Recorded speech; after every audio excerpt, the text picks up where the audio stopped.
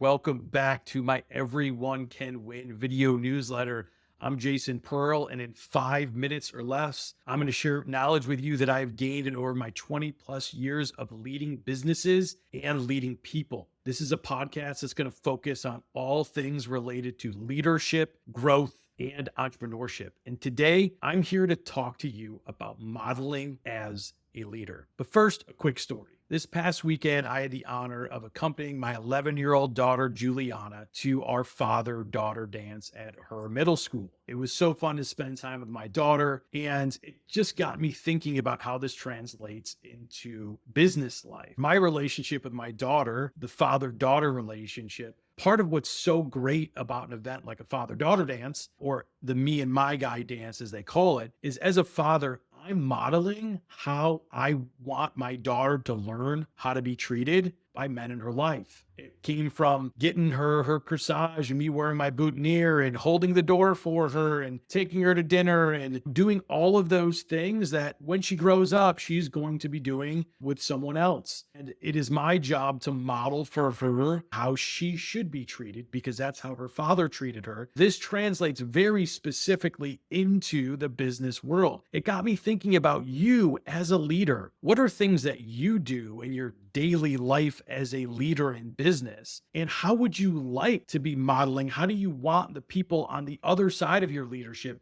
your direct reports, how do you want them looking at you? If you ask yourself, like, what type of leader am I? Do you know the answer to that? Take a minute, think about it. What type of leader am I?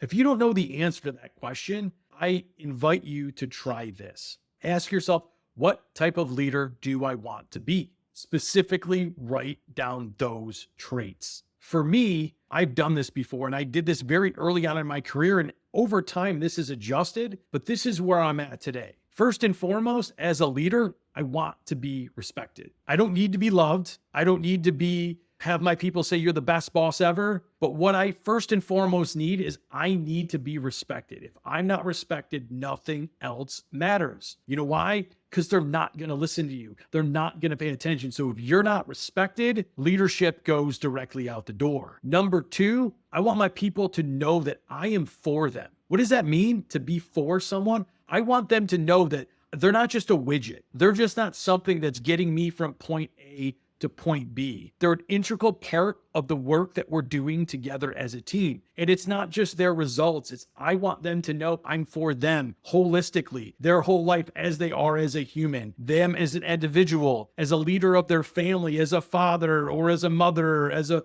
husband or as a wife or whatever the case may be. I want my people to know that I am for them. You've heard me talk about head, heart, and house as one of my leadership principles. And the house side of things is really starting to get to know and understand what those folks are all about outside of their work life. It's a critical part of being a leader, which is why it's critically important for me to let them know that I am for them.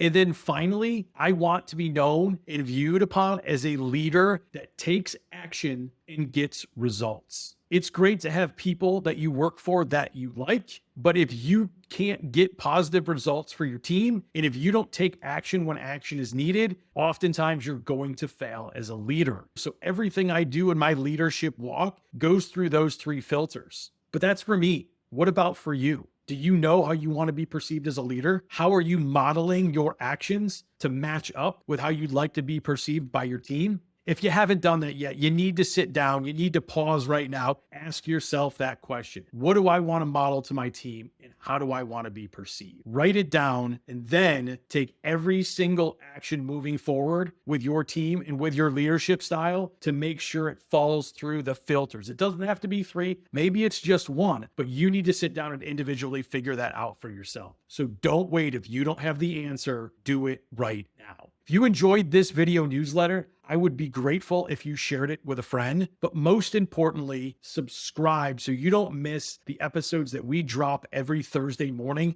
talking about all things leadership, growth, and entrepreneurship. Don't forget to visit my website, jasonmpearl.com, for updates of what I'm doing, free guides, and other resources that are going to help you be a better leader. And until next time, Jason Pearl, I'm out.